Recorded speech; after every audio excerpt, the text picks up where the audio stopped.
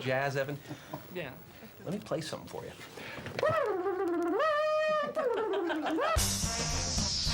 Who can? It's party time! P-A-R-T. Why? Because I gotta! So, yeah, he's someone who is a goofball, a big goofball with tons of comedic personality with his facial expressions to look like he's a cartoony character, and you know, he's always making him a fool of himself by making weird faces or you know, like doing the Clint Eastwood like faces or like you know, like this kind of stuff. So yeah, that's what stands out for him, because especially like when the first thing that people think of when they see is Jim Carrey is the Grinch, the Mask, because of the cartoony way that he acts, and Ace Ventura because he's this imbecile, and it works because that's how people think of him. So like, yeah, but we have to understand who he is and how he comes to becoming the comedian he is today, and in his big year, which was all three of his films all in 1 year, become one of the biggest box office big wide. So, and then we also have to understand the transition from comedian to an actor, and then method acting. So the controversy behind that. So it's crazy. We can see all this. We can see all this explained through Richard Dyer's star theory on Jim Carrey as a star in today's society. So, the origin story of Jim Carrey's life, that affected him to become the star that he is today, involved acting moments that changed him as a person, and his family life and all that kind of stuff. So he was originally born in Ontario, in Canada, where he's the youngest person in the family, where he had to be the one to take care of the family. His dad lost his job. He was a jazz. He originally was a jazz player or saxophone, and then he lost that. And then he ended up working for as accounting, but then he lost his job, and so they got evicted, and his mom got addicted to what's called prescription drugs for a while, and was gotten into a whole case of depression for a while, and it just was going crazy and stuff like that. What inspired him for a comedian in that time area is that he wanted to cheer up his dad, he wanted to cheer up his mom, and many, you know, back in the day when he was when his parents had his own home and everything, his dad, whenever they had guests over, his dad would always like make all the guests laugh so hard that they're smiling so hard and they're peeing themselves. And it's just made Jim Carrey inspired by that. So whenever his mom was sad, he would always try and cheer them up, make, you know, faces in the mirror, and make jokes in the mirror, you know, have a good time. So yeah, it's always inspired him. He also had to work separate jobs with his family, so he would work a janitor job or work with his brother or do random jobs just so he can help his family out. He ended up leaving to go do comedy gigs at the Yuck Comedy Club.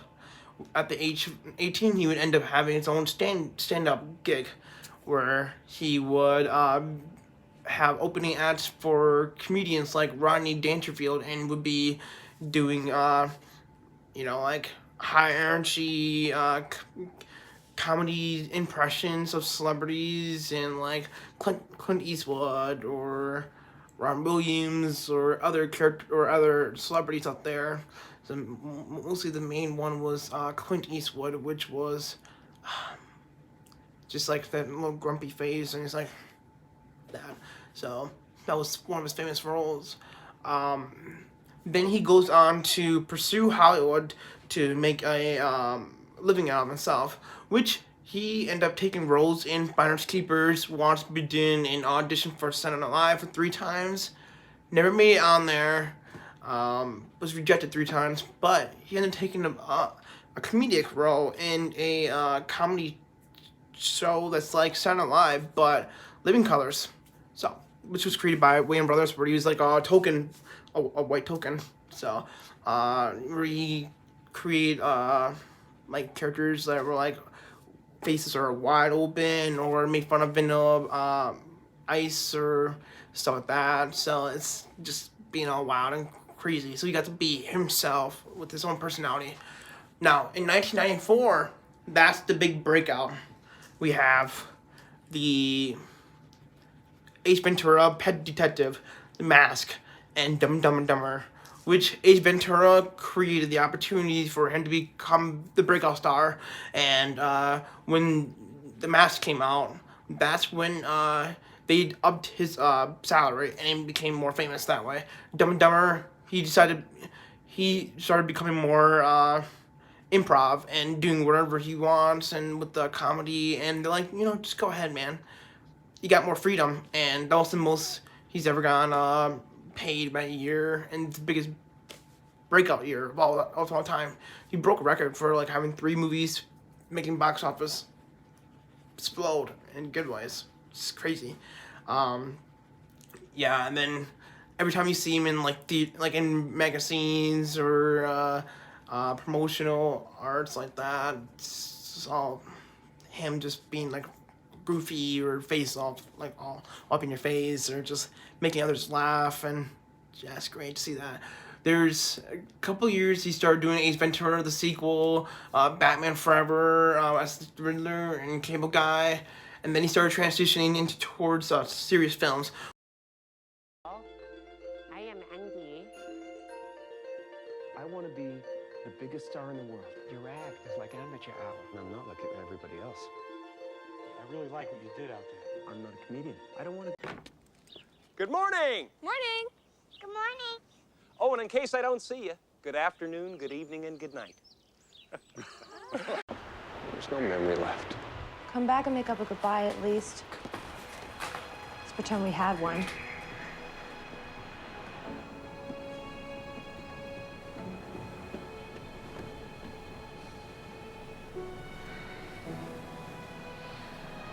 Bye, Joel. I love you. Which were Man on the Moon, where you transitioned into a different character, where you end up method acting and played a comedian, Andy Kaufman. So then he goes into The Truman Show, which where everybody's fell in love with him for as a serious actor, and he started blowing up with like, whoa, you're doing a serious movie. And everybody's like, wow, blown away by that. And then we have the Eternal Sunshine of the Spotless Mind, while being in the most depressive part of his life, because he was in a breakup with his girlfriend at the time, Renee Zellweger. So, yeah, that was crazy times. Then he went back to doing comedies that everybody enjoys doing, to really see him as. There were moments later on in life where it's like the death of his girlfriend, and he thought he was going to die on Hawaii in 2018. He called his daughter in the car, and he really thought he was going to die, but it turned out to be a false alarm, and he sat on the beach, and he thought he was about to die, but then he gets a phone call, and it's apparently a false alarm. So there are moments where later on that it becomes like this whole crazy thing. Now he's doing Sonic the Hedgehog, and recently did a Kidding serious TV show. So, but yeah, Jim Carrey can be analyzed by Richard Dyer's star theory, which is that he is a star who we can see through commentary, criticism, and what else? Personality. So like the social type would be Jester. I mean, a lot of people are rebels and independent women out there, but the one for him is not rebel. It's Jester, like jokey kind of characters. So that's how it is for him. And his star vehicle were mostly, Ace Ventura and Liar Liar, and mostly just Ace Ventura. It's like people start asking him to do comedy roles, and he would be social typecast, or that's what they call it, is typecast, and as just comedic roles. But then he just wanted to do, I think around 1998 and 1999, and starting from 2001, and then 2004 later on, he wanted to get out of that star vehicle and start doing serious roles, like Eternal Sunshine of the Spotless Mind and The Truman Show, which The Truman Show was his pop-up to be like, whoa, you can do serious roles. See, that's crazy. So, but yeah, it's just around like, but like for commentary, he started showing like the Hollywood point of view on method acting, because back in 1999 he was in the movie Man on the Moon, where it involved method acting, and a lot of the method acting was just wild. Like he would do a lot of he would do a lot of like aggressive stuff and like throw hands and be crazy, and it was just huge. It made it a huge criticism on like what method acting. So there was like a documentary on that. We'll get to that eventually. So I think, not me think, but like Jim Carrey just he wanted to show that comedians can do more than just comedy, which was serious films like he did, and that was part of his way. Back into method acting, we have like Jim Carrey, who did a documentary on Man on the Moon, which is Jimmy and Andy, The Great Beyond, where it goes into deep into method acting. So like he would play a character, Andy Kaufman, who's known for being wild and aesthetic. So like he couldn't tell from the real world, or if he's in the character, or Jim Carrey, he couldn't tell. Like for example, he would wear a different costume every day and act the same character over and over and over without being out of character. And he would, start smelling like cheese all the time, and it's disgusting, like moldy cheese, and would drive to different sets and bring biker gangs to the set, and yeah, it's just at the end he couldn't figure out if he was who he was. Like for example, he played as Tony Clifton and would do different wild things. So like he would spit on a WWE wrestler that was on set and throw hands, but what else? He got in a fight with one of the actors who plays the dad of the main character in the movie, just creating tension for a lot of people, making them cry and scared or just intense, like he wore a paper bag on his head while driving his car. It was aesthetic. The worst part is that like he couldn't figure out how to get back to Jim Carrey as a character and get out of Andy Kaufman as a character, which was the hard part for him. So, and a lot of people start criticizing method acting, like tons of people like not Patrick Stewart, Ian McKellen and Morgan Freeman. There's criticizing acting when there's some people who can do a liminal method acting, like Daniel Day-Lewis or Christian Bale, which Christian Bale would lose so much weight to be in a role, or Daniel Day-Lewis would just like be sick, or cut a part of his shoe to be in that state of a character. That's like little things, but then Jim Carrey's method acting that they prove is just higher and just aggressive.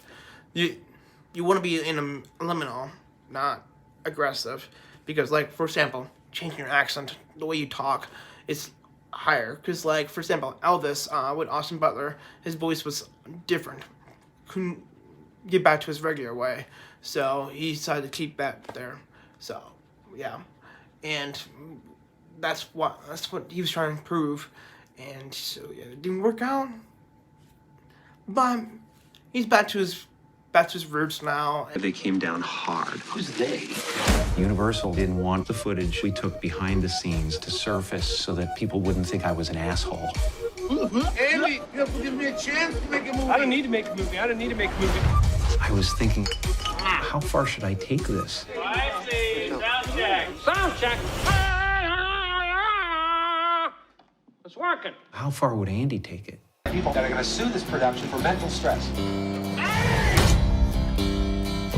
When the movie was over, I couldn't remember who I was anymore. So you step through the door not knowing what's on the other side. What's on the other side is everything.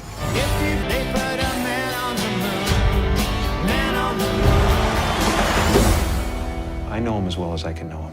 But who do you know? Even when they're right in front of you. And he's trying to get away from society a little bit, so he started painting a little bit more and focusing on himself. But we see like he's out of touch of reality right now. Like for example, one time he went on in 2018, he went on Jimmy Kimmel's Tonight Show, where he ended up being like, oh yeah, he's got a big beard and looks out of touch, and it's like going on like Illuminati and crazy stuff like that. Like Jim Carrey is just a character. So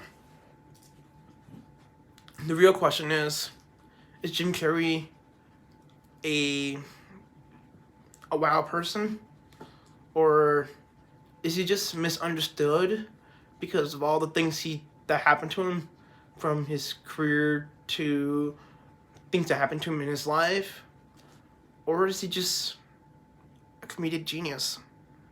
Yeah, I mean, Jim Carrey was a man that went through so much in his life to get where he was today, which through homelessness, depression, becoming famous, a big giant star, breaking out of typecast to be not a comedian towards serious roles, and then prove a point about method acting.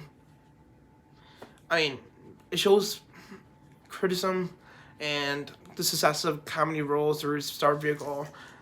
The idea of personality. Like for example, when we see personality, we think of, you know, goofy characters or magazines, so something like that. So ask yourself, is he wild or is he a genius?